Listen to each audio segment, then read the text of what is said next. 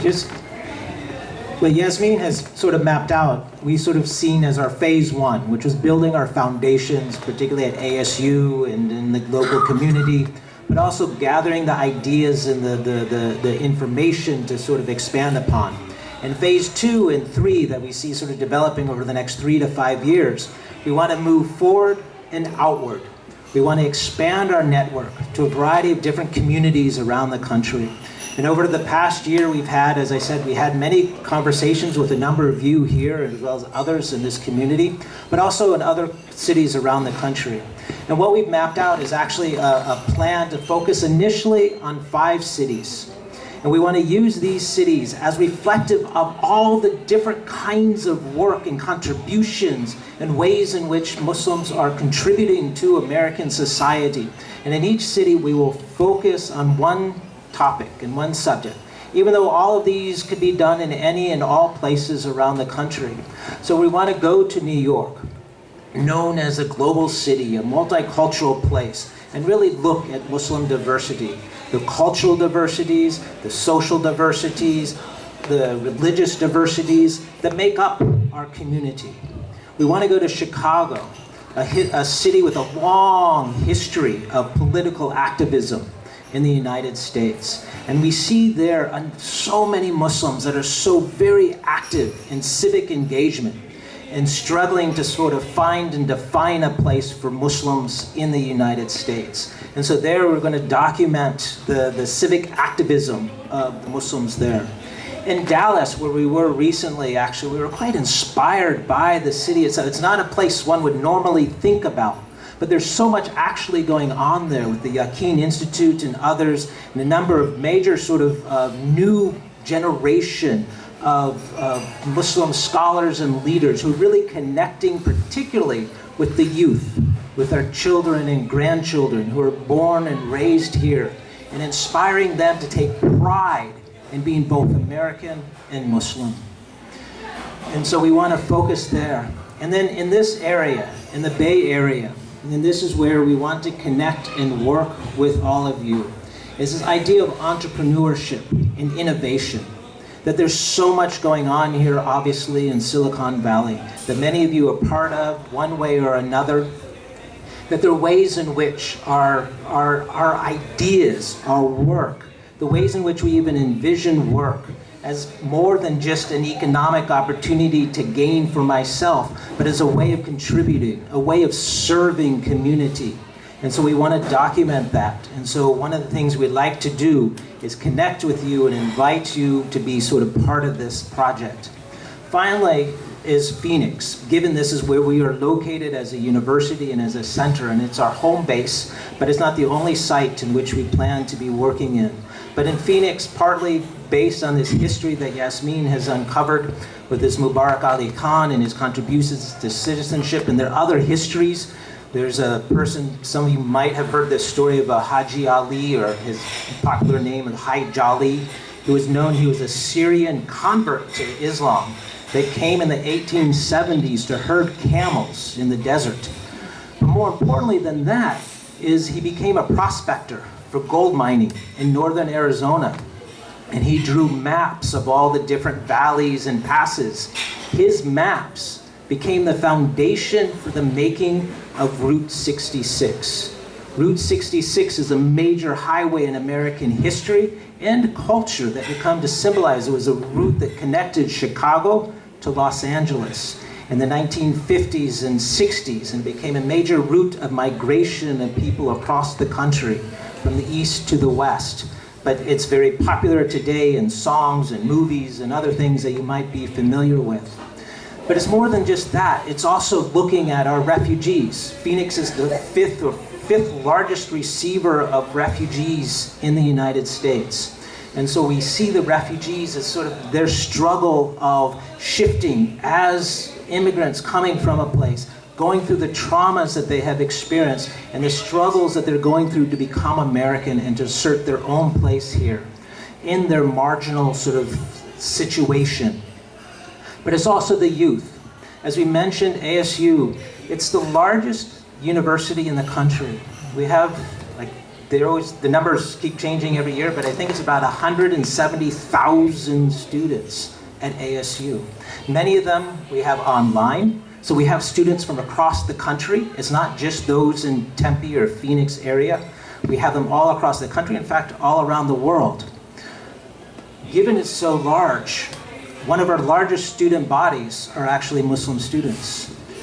It's unknown because it's actually illegal in the United States to ask somebody their religion, but it's generally assumed that we have about 5,000 to 6,000 Muslim students at ASU. And that's just at the physical campus. We have so many more who are participating in our online university. And so we want to work with those students in advancing their sort of possibilities and their professional development and their leadership. And so this project is, in a sense, moving us from this past into this present and into the future.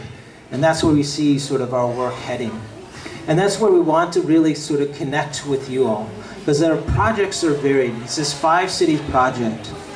But as we mentioned, one of the interests of ours is this idea of entrepreneurship and professional work and the ways in which we sort of contribute to society. That there are a number of professional societies for Muslims already. There's a legal profession for Muslim lawyers. There's a profession for doctors. There are many others. But there are also many that don't exist. And so we envision actually building and creating a kind of Muslim LinkedIn, if you will, a network of professionals, and particularly those who are actively engaged in advancing the interests of the community. And particularly as a place for our youth to find connections, to find mentors, to allow them to advance in their careers and to be successful, and to assist them in their leadership qualities.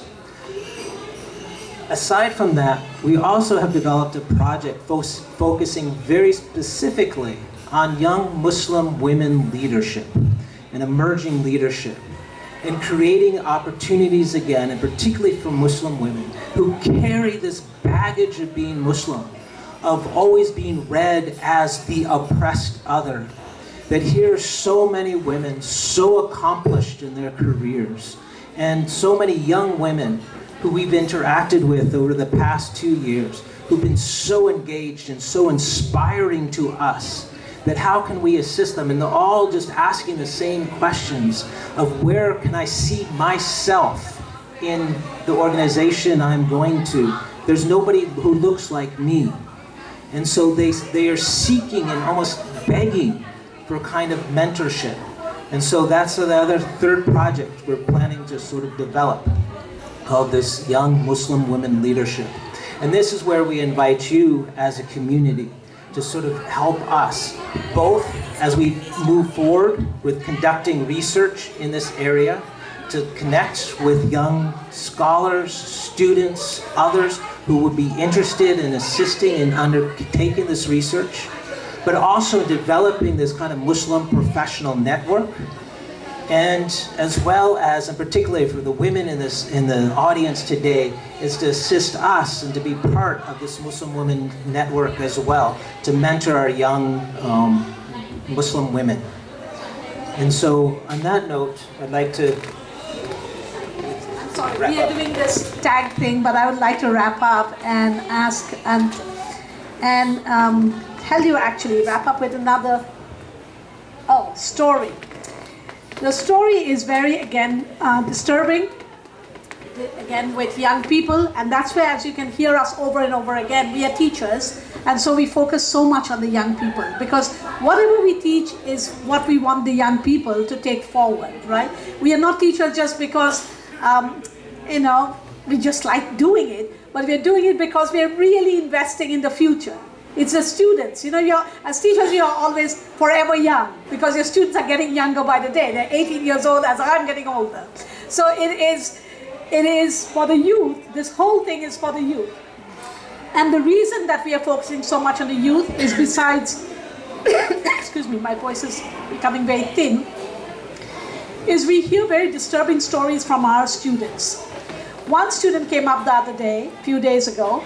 This is as the crisis in Palestine is becoming more and more intense and violent.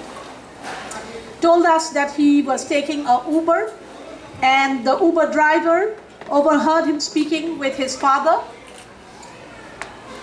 in an accent that is very Arabic. The driver asked him, "Are you Muslim?" And this young man, out of fear, said, "No, I'm not Muslim." And the Uber driver then said, "Okay, that's good you're not a Muslim, because if you're a Muslim, I would have to kill you." So this is a kind of stuff that goes on that our young people have to sometimes address, right? And have to be fearful. We do not want our students, and I don't mean students just in Arizona. I'm meaning students across, Muslim students, whether they are in Pakistan or India or the US or England or wherever they are, should not be afraid to say, "I'm a Muslim." People have to start accepting the fact, as I said in the beginning, that Muslims are just like everybody else. They're normal people with normal dreams, normal aspiration, normal hopes of living and dying a natural life. They don't want to be killed, they don't kill. So we want people to understand that. We want to develop that idea. We want the center to become the beacon of that idea that dignifies Muslims and dignifies others in the process. That we become one in that us, that see me, us, you see me, I see you, together we become an us.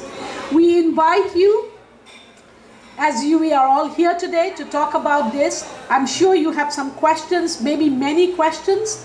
We want you to ask questions so we can hone what we are trying to do, improve our approach, overcome the shortcomings that we may be having at the moment, address certain gaps that we are not seeing, and together work with you to take this thing forward so that when we retire, our youth, who will be by that time young people, will be able to take forward the center and make it an institution.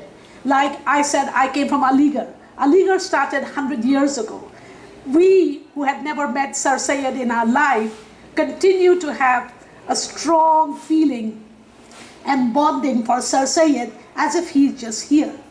What was about that institution that made us so committed to feel the presence and the dream of Sir Syed to carry it forward even here? We want the center of Muslim experience to be that Aligarh in America, so that our youth can keep taking it forward and feeling it the same way 100 years from now to say, this is what we build together. Thank you so much.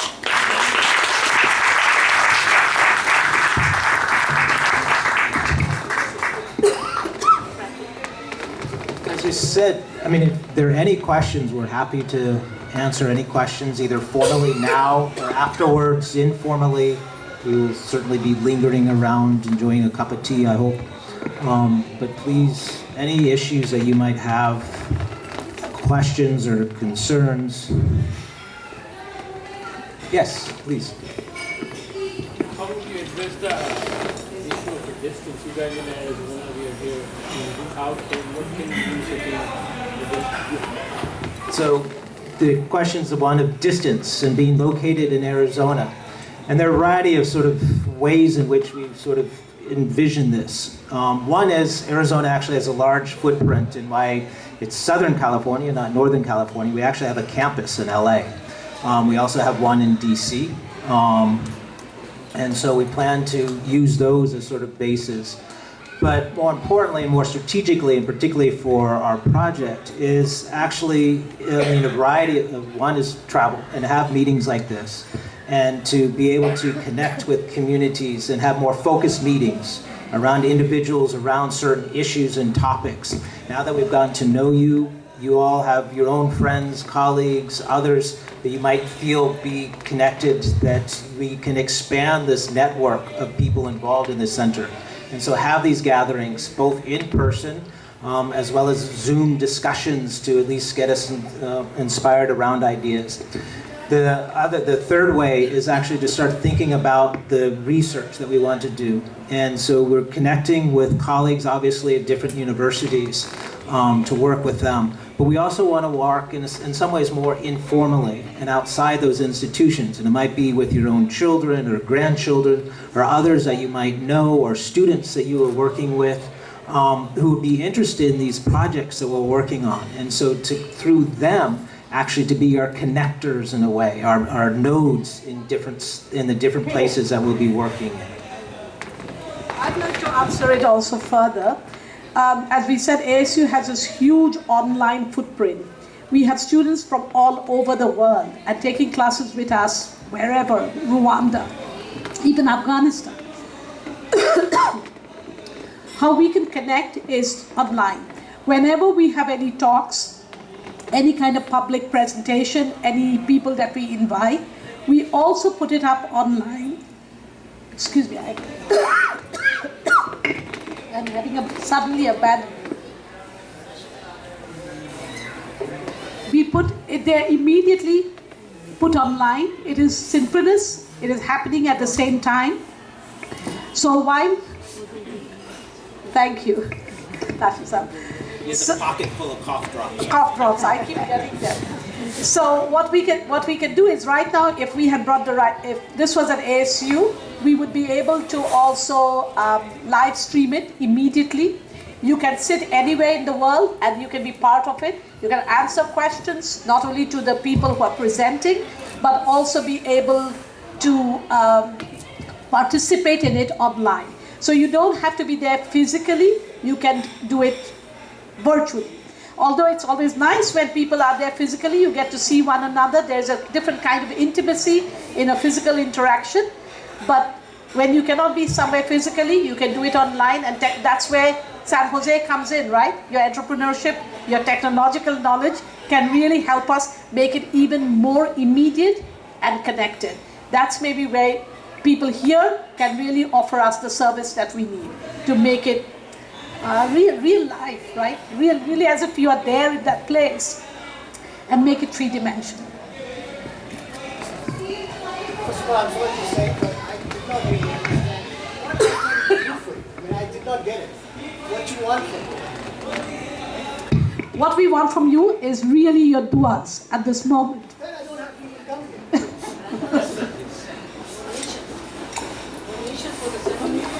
Ruhi Appa is one of the first people to have donated at our center. We didn't want to make this a fundraising event. We are not asked. We would love to have your support in the terms of financial support. The university has committed some money. Let us be very honest about it to you.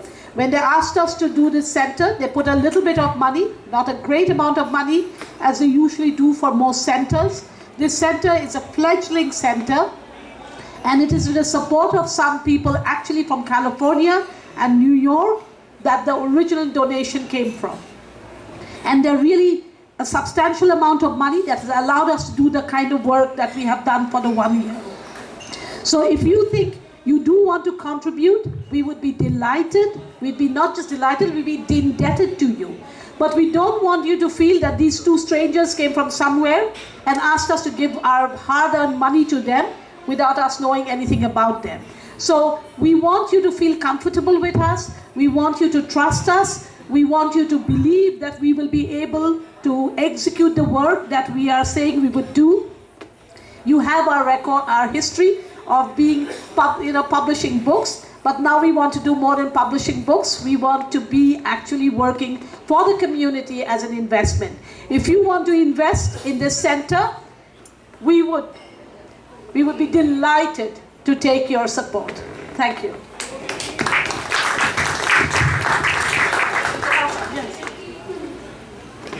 Whom should we be writing the check to? Okay. It's Chandni. At this point, you have to go to our website, and there's actually a donate button. So if you go to CME.asu.edu,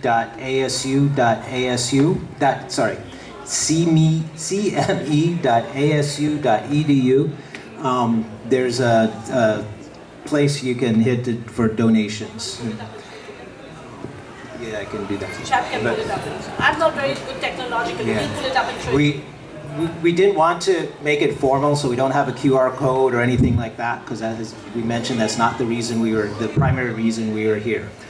The second thing, just coming back to this question earlier about sort of what you can do for us, as I was saying, it's not just the donations, it's not just the support, the duas and all. As I said, it's us just getting familiar and comfortable that you realize that this is going on. This is the first and only such center in the United States at a university.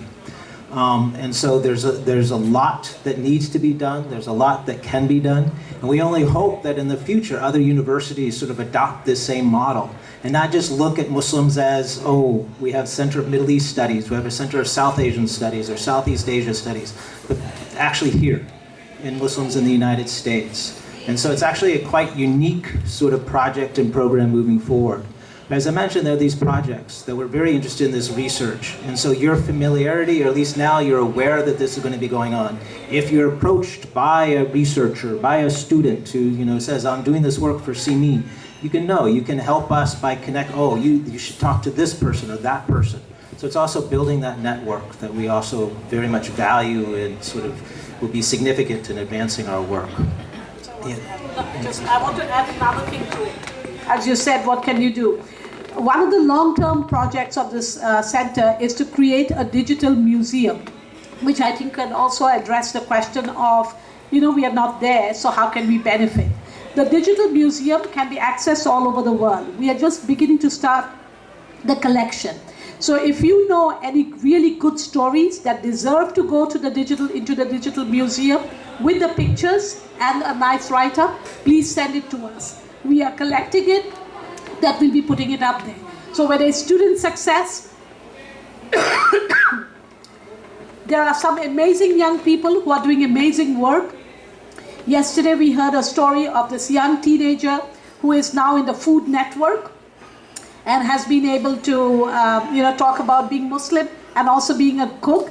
We would like to show that. A 13-year-old is doing that. We'll have the whole section for youth, right? Youth accomplishment. So that, yes, great, thank you. We want our youth to feel confident so that any good story you have, like I told you about Mubarak Ali Khan. I found Mubarak Ali Khan by mistake.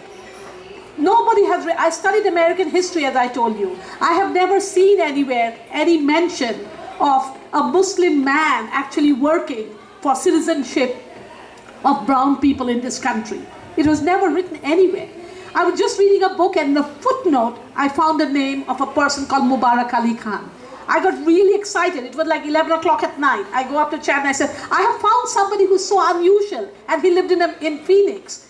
And when I started doing the research, I was shocked to find that this man was a guy who actually single-handedly was responsible for repealing the Exclusion Act. We need to tell those stories. So in the digital museum, those kind of stories, the accomplishments, the contributions, the kind of futures that Muslims had imagined will go up there. So you can help us that way. Your suggestions, lots of things we would not know. So your suggestions can be very helpful. And if there are students who want to volunteer, who want to work with us, say, I'm in the Bay Area, I want to find stories for you guys, I want to do the work for San Jose, please send them to us. We can really benefit because we can't come here in person, so that's the to do it for our behalf. Full credit to those people, and let ASU and let all the universities in this country know that Muslim youth are a force to reckon with. That's what we want people to know. There was a question here, and then I'll come back to you. Yeah. Yeah. My question, I think, is more related to you started this at the university level, as a department, as a separate center. What do you foresee? Do you foresee this as happening at every university, or how do we bring this to the community level? Do you think that there should be chapters in every city or in every Muslim majority area, or what is the, do you want to branch this out as chapters at the community level as opposed to the academic level? So that's my question. The question was, how do we see this branching out into both the community and academically, as it's just now, in a sense, a center at ASU? It's a very good question. And we've been sort of thinking through this. And if you think, as I mentioned earlier, there's no such center in the United States. If you look across, there are many centers of Islamic studies, Middle East studies, South Asia studies in the United States. None of them study Muslims in the United States. There are a lot of centers, almost at every university, a center or some institute or department of American studies. Not one of them includes Muslim American studies. It might include Black American, Asian American, Latino, others, but not Muslims. And so our hope, our aspiration is to actually see this at every university, to naturalize the idea that Muslims are Americans and can be studied as Muslim Americans, and not sort of segregated, but included in the curriculum. So yes, our long-term vision, if you will, is to see this replicated elsewhere.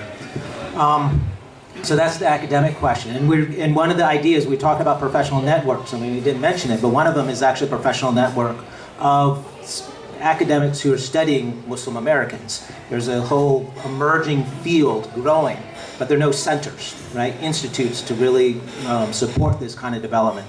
So there are individuals doing the work, but to bring them together to strengthen our voice collectively.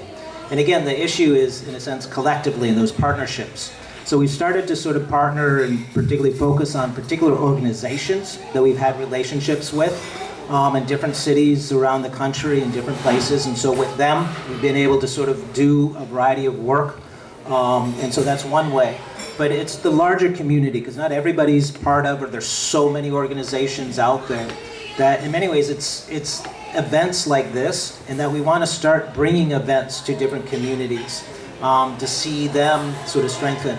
But to use those then as platforms to go to the universities where your children are studying, your grandchildren are studying, and to sort of encourage them to create similar types of centers, and so that the development, it can move forward that way. And also the question is, how do you make it accessible to the public? Is to really write a lot of stuff which will be up on our website as, you know, normal things that you can use anytime.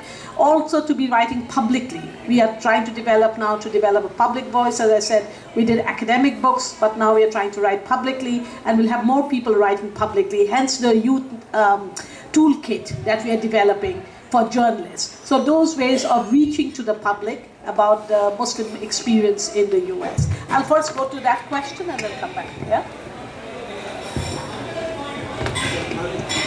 First of all, I would like to congratulate on the center establishment of the center. I think it's a beautiful idea. Thank you. But my question is, what kind of structure do you have? Do you have a steering committee, or is it just the two of you that is running the whole thing? And how does, you know, what kind of clerical assistantship help do you get? Thank What you. do you have? Thank you. That's a very good question for the organization. Yes, we too co-direct the center. We are co-directors, but we have a lot of affiliate faculty in the university. And ASU particularly is a very interdisciplinary university. So say, for example, we have computer scientists who are part of the center. We have religious studies scholars. We have development people. So a variety of, at least we have a mathematician. We have at least like 8 or 9 faculty members who are connected to the center directly and who are working. Everybody has their own day job, right? Somebody is a professor of computer, somebody is a professor of mathematics, some like I'm a professor of history. This is something additional. Now, as far as the clerical stuff, we have a program officer who works a lot, and she's an British girl who had just finished her MA from Harvard in Islamic Studies. So she is the program officer. We have a lot of students who are volunteering and putting in their time in order to do this work. So at the moment, we are mostly a research center with 10 faculty members and 1 program officer. We have the entire school that we are part of history, philosophy, and religious studies. And so the accounts person there takes care of the accounts. The manager there takes care of the managerial stuff. So we have quite a lot of staff members who are taking care of the day-to-day affairs of the center. Thank you. Okay. We'll go to first take her question, come back again to you. So she will follow up. And that is, how does the decision making happen? Like you want to start a project. Is there a consensus with the 8 faculty members? Yes. We have monthly meetings of the 8 faculty members, and then we discuss about projects, and based on all the faculty members' interest, all these projects have come out from those things. So people are taking lead in everything. Like for the journalism, the toolkit, there's a journalist, a Muslim professor who is taking care of that. So for each one of them, we have lead faculty members. And based on their interests, these things are developing as a collective group. We are just presenting it to you.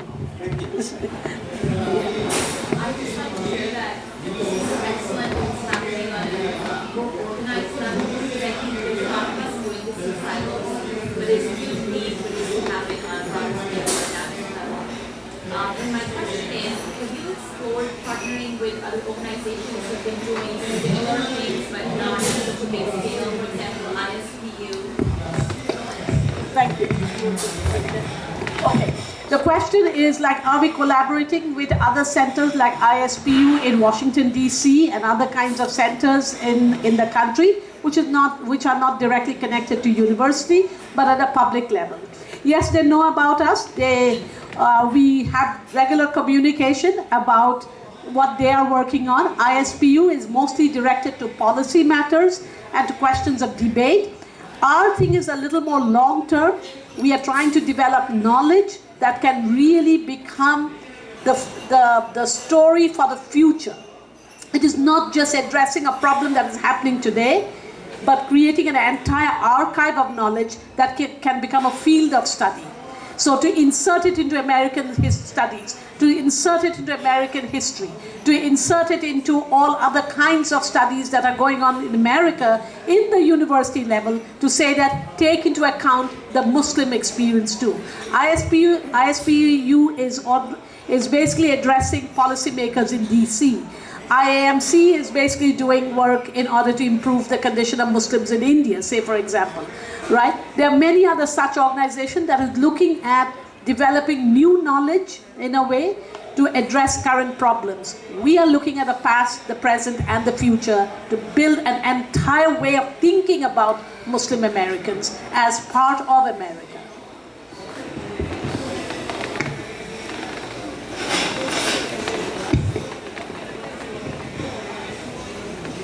And then I'll come to you.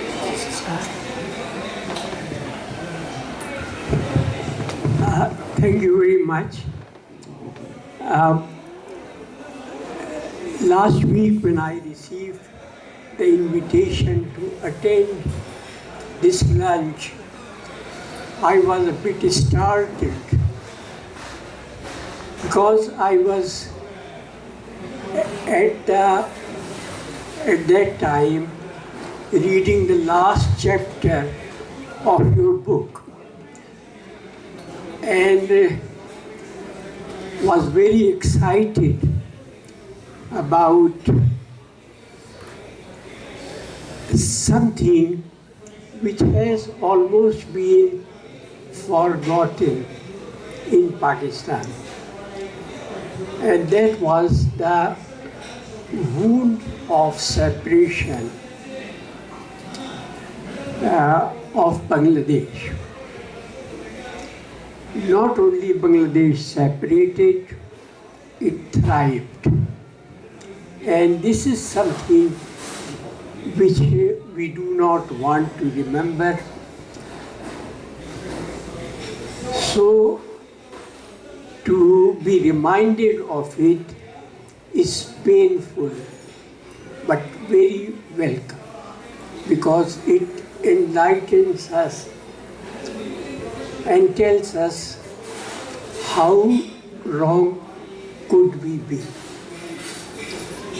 I hope you will be writing more books on Pakistani and Bangladesh experiences and also the experiences of Indian Muslims. So, thank you very much. This was a comment or question about a book that I had written many years ago. And the question is, I hope I've been encouraged to continue writing about India, Pakistan, Bangladesh together. In fact, Chad and I are right now writing a new book on minorities in South Asia, ethnic and religious minorities, focusing on Christians in Pakistan, in India, the Muslims, and in Bangladesh, the Urdu-speaking people. We just finished research, and we are right now writing this book with a grant from the National Endowment for Humanities. Inshallah, we hope to finish it next year. And with your duas and with your blessings, we hope it will be well received when it is out there. Thank you.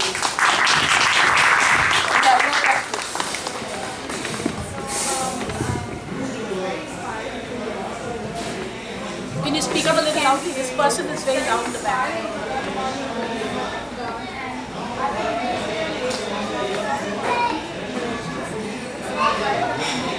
Sorry, come forward. Sorry, so sorry, because that person behind us is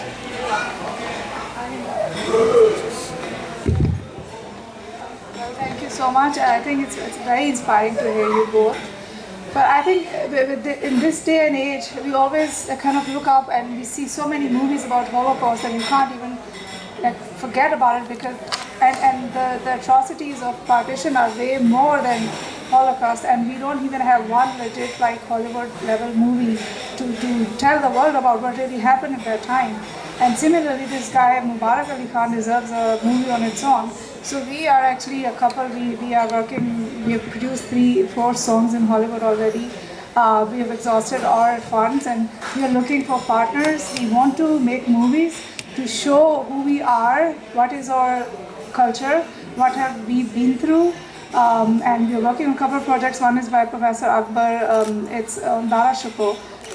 Because Dara Shukro is one person that can actually unite India, Pakistan at a bigger level, looking at the religion perspective. So we would like to know if you or your organizations that you are involved with would like to partner up with us, because we really want to make a movie about Mubarak Ali Khan and about partition in Hollywood. That'd be wonderful. So that answers that question. How can you help us? Help us raise funds to do this movie that she has requested us, that we partner with her. That would be great. Yes, I don't remember them. So we would love to do something like this. And because visual is something that connects very well with particularly young people. As you know, the students in our classroom, we find they don't have an attention span of no more than 30 seconds. So you can't talk like this for 2 hours to young people. So visuals can help a lot, and developing something that is visually attractive to not just Muslim students. Because as Chad mentioned, ASU is the largest university in the country. If we reach even 10% of the 170,000 students, we are talking of 17,000 young people. How best to reach them? But a nice movie, a nice documentary on Muslim life in America. So help us actually do a project like this in the future. We would really love to talk to you. We have to raise the funds for it. Yes? Thank you. Yeah. There are lots of ways that you can help. It's not simply always the dollar figure.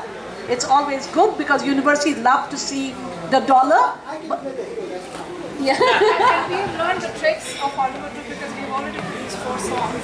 So Ali is a director, so we cut the budget of the director fee, and there are a lot of ways that we realize we can do on a low budget but still a good quality movie.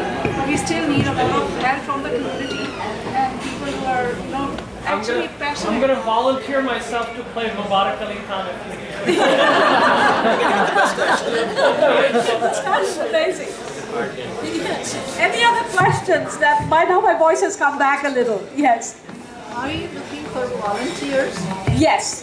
Particularly for professional development for young So people. if you are interested in volunteering, please approach us afterward. We'll get your name and address or email and number, and we will follow up then specifically. And we'd love to send you a newsletter. That way you will also be able to figure out the things you can volunteer. Yeah. Yes. Thank you for this inspiring talk. Yeah, you're pressing. आगे आ जाइए. That would be good.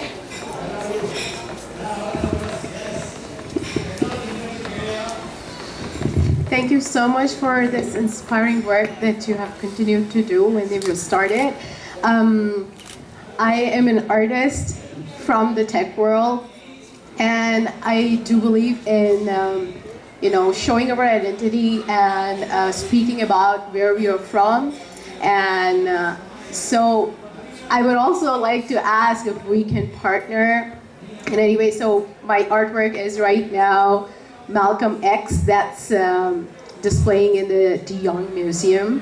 And I would love to know how we can work together to propagate.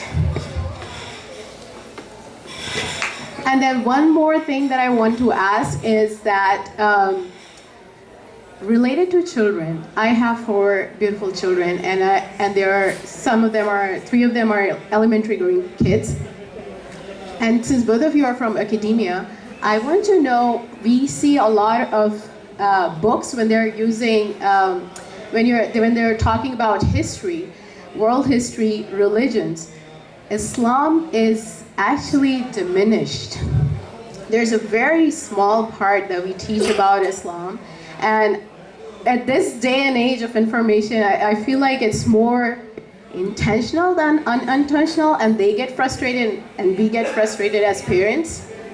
So is this something that could be an idea to just have better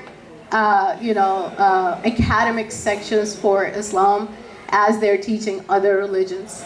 There's a lot of information on Hinduism, very detailed work, but Islam is like 2-3 lines, and that's, yeah. So if you can speak to that as well.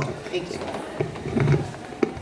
Actually, just on that education question, just 2 weeks ago, I think I had a conversation actually with a colleague in our School of Education who works on actually Islamic education, and this was the very issue she had also raised amongst many others of textbooks. And many of you may not know, but most of the textbooks in the United States are actually written in Texas by a board that's sort of appointed politically. And so given the nature of the governor of Texas and others down there, you can see why misrepresentation is very much part of it and institutionalized across the country.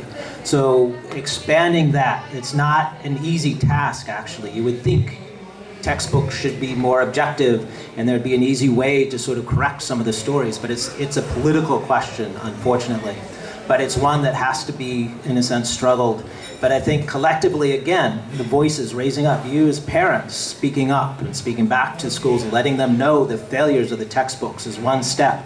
But I think that has to be organized in a way too. And so that's something actually our colleague was actually quite interested in. So this is something very much that I think would be a very significant sort of project for us to sort of move on and move forward with.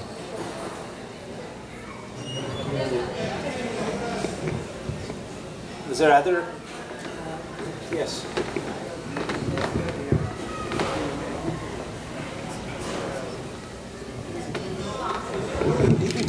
Assalamu alaikum. Just to answer the sister who came a little while ago, my name is Dr. Siddiqui. I had been a professor of Islamic studies in the community colleges for last 30 years. I've been teaching in Dianza College, Ohlone College, Shabo College, Mission College, and graduate school GTU, Graduate Theological Union. So the question is not Islam is diminished. Islam is very well known by the communities. In my classes, the students were between 65 to 75, and only 35% of them were Muslims. All the rest were non-Muslims, Indian, Chinese, African American, Americans, Jews, Christians, Hindus, Buddhists, from all backgrounds.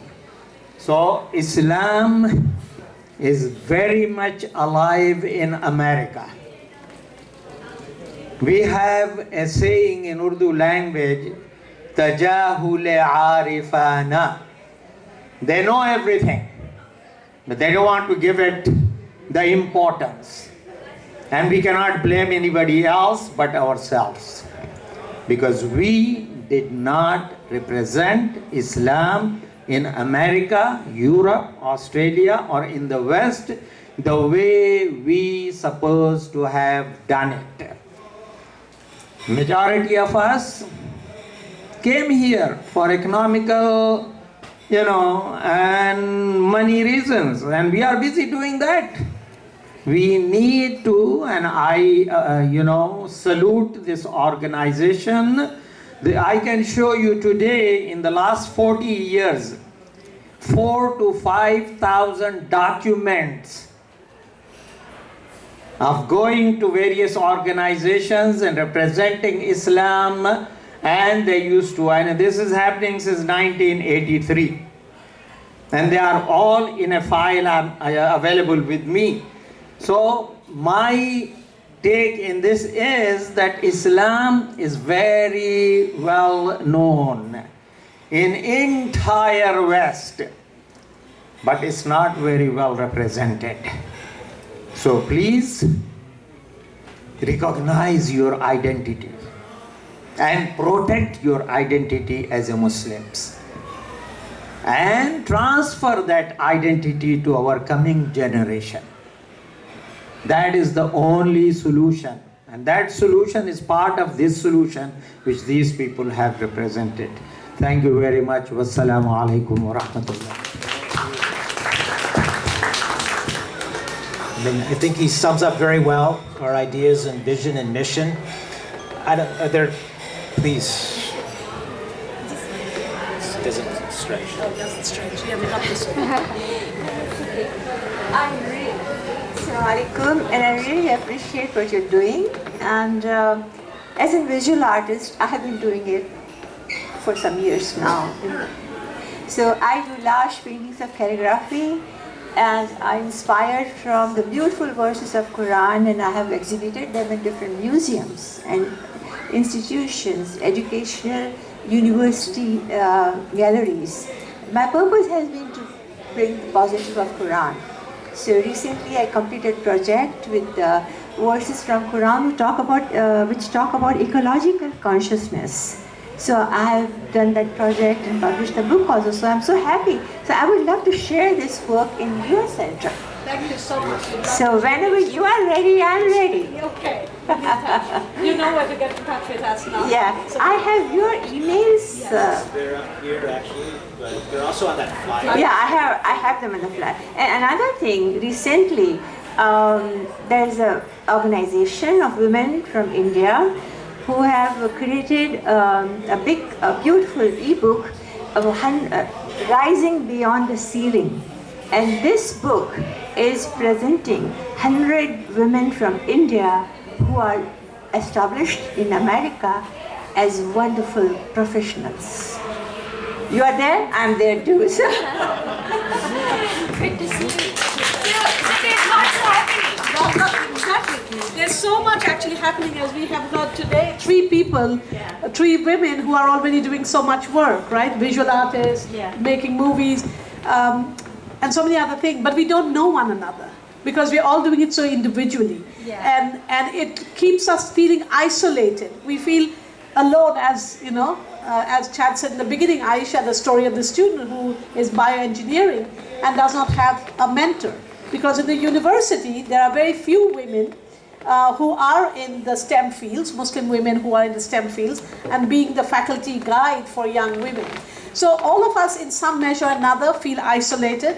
The effort of this center is to bring everything together if we can, as well as we can, and encourage others to also do it in their universities. So that we would like that every university has a center like this, so that the young students or faculty or whoever always feels that there is a place for them. And what happens in the university happens outside. As you know, everybody gets more or less a college degree, and those people that they spend the time with in the dorms, in the cafes, in the MU, can have a huge impact on how the Americans will think about Muslims in the future. So I actually appreciate the gentleman who said that we need to represent ourselves. And this center is a place to represent and to feel that sense of the collective power. Otherwise, you and I didn't know that we are part of the rising group. We are there, and we are trying to develop this further with your help. That's what we need it for. And that's why we actually came out here. So that now you, with the name, you have a face, you have a person. If you ever look it up and you say, I'll be in Phoenix at some point, please come to see us. And please bring your work and whatever else you want to share with us, and names of people that you think we should contact in order to showcase them for whatever they're doing, which is highly, others need to see it and begin to be in awe of what Muslims have done for this country.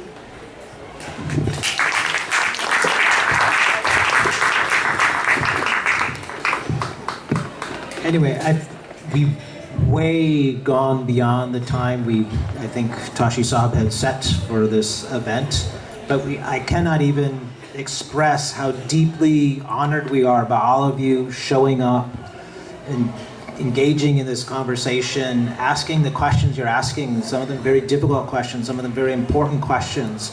And I hope that, again, not just your understanding about this, things, but a commitment of interest and to be able to move forward. And as I said, our biggest sort of motto, if you will, is collaboration. And that just works on so many levels across the university with our administrators and how we collaborate with them, with our colleagues within the university, with colleagues at other universities, but also with the communities and different organizations that they sort of represent. And that is significant, and that's the only way, I think, as Muslim Americans, as such a small minority here, but a significant minority, that we can, in a sense, make our place as Muslim Americans. So thank you all. Thank you, Tashi Saab. Thank you, Buki Khan, for your support. And thank all of you for your time and support. But we are here. If you want to talk, we have nothing else to do today. We are hanging around. So please, whatever you want to talk to us, we are ready. Okay. Yes.